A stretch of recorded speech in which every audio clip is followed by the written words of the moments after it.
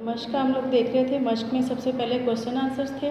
Question answers मैंने आपके सामने रीड किए हैं। क्वेश्चन नंबर 2 है, कदरे अयाज का खुलासा अपने अल्फाज में तहरीर करें। ये खुलासा भी आपको कंपोज फॉर्म में मिल जाएगा। वाहिद की जमा और जमा की वाहिद लिखें। पहला लफ्ज़ है देहात। देहात जो है ये वाहिद है और जमा है और इसकी वाहिद होगी देह। देह जो लफ्ज़ है दाल ये और हे जो है इसकी, ये आप लोगों को क्लोज में नज़र आ रहा होगा। देहात ऊपर मैंने लिख दिया हुआ है। देहात का वाहिद देह, शिकायत की जमा शिकायात, इरशादात का वाहिद इरशाद, किस्सा की जमा किस्से, हादसात की वाहिद जमा है, ये इसका वाहिद होगा हादसा।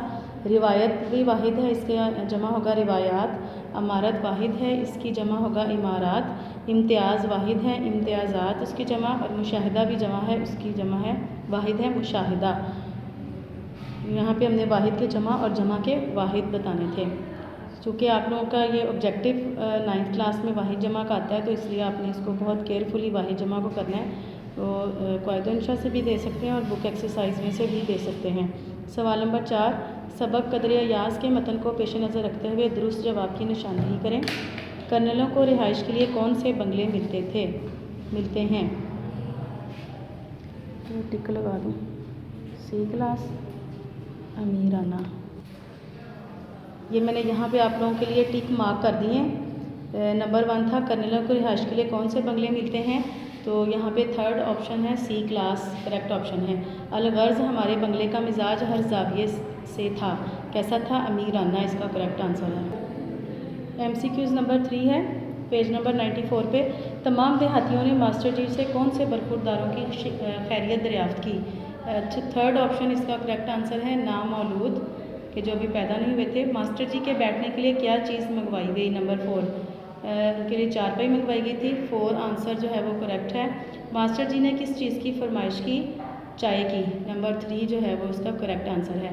सवाल नंबर 5 देखें, वतन को मद्देनज़र रखते हुए दुरुस्त और गलत जुमलों की निशानदेही करें। टिक से करें, यानी यहाँ पर आपको नज़र आ रहा होगा कि टिक लगे हुए हैं। क्वेश्चन दुरुस्त के ऊपर जो दुरुस्त है उसमें दुरुस्त के ऊपर टिक लगाना है, जो गलत जुमला है उसमें गलत के ऊपर टिक लगाना है। तरफ़ैन के बयानों से वाज़ेह था कि तनाज़ा बहुत खफीफ है।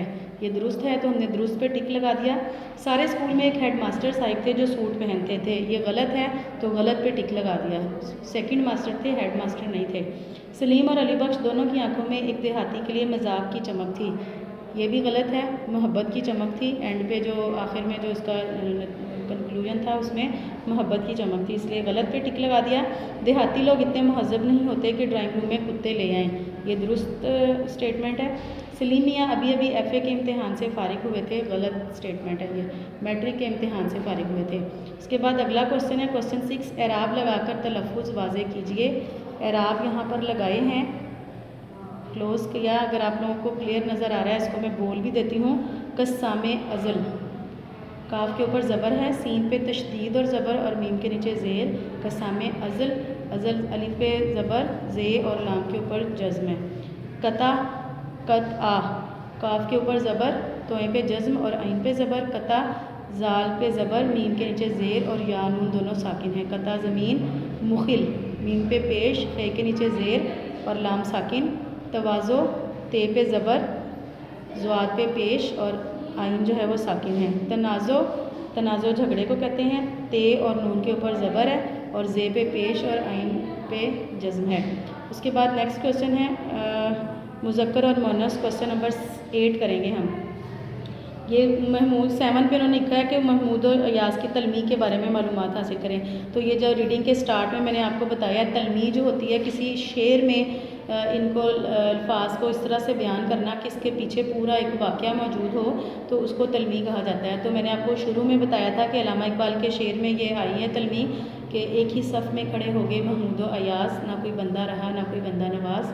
तो ये उसमें जो है वो अयाज़, इसमें जो वर्ड यूज़ हुआ है महमूद गज़नवी जो थे उनके ग़ुलाम का नाम था अयाज़। तो वो सुल्तान महमूद गज़नवी थे, वो सुल्तान थे और अयाज़ उनका ग़ुलाम था, लेकिन उन्होंने कभी उसमें जो है वो कोई बराबरी रखी थी, कभी कोई अपनी कह लें कि बड़ाई और बर्तरी को नहीं समझा था। उसके बाद क्वेश्चन नंबर 8 है मुज़क्कर और मुअन्नस अल्फाज अलग अलग करें। तो इसमें मैंने लिख दिया मुज़क्कर के ऊपर मीम ज़े और मुअन्नस पे सिर्फ मीम लिखा है। तूल मुज़क्कर है, तूल खींचा। शान अल्लाह की शान होती है, मुअन्नस है। चमन होता है मुज़क्कर, तवाज़ो मुअन्नस है और इश्तियाक मुज़क्कर है। उसके बाद अल्फाज के मायने हैं और सियाक़ो सबाक़ के हवाले से इक़्तिबास की तशरीह है, वो आपको नेक्स्ट लेक्चर्स में करवाई जाएगी।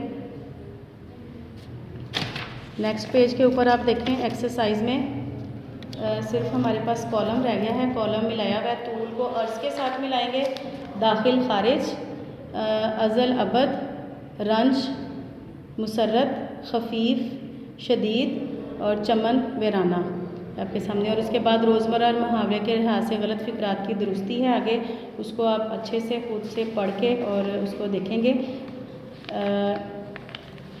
गलत फ़िक्रात भी लिखे हुए हैं और इसके नीचे उन्होंने दुरुस्त भी करके उनको लिखा हुआ है। जस्ट आपने उनको रीड करना है अच्छे से और उसका कॉन्सेप्ट अपने जहन में रखना है।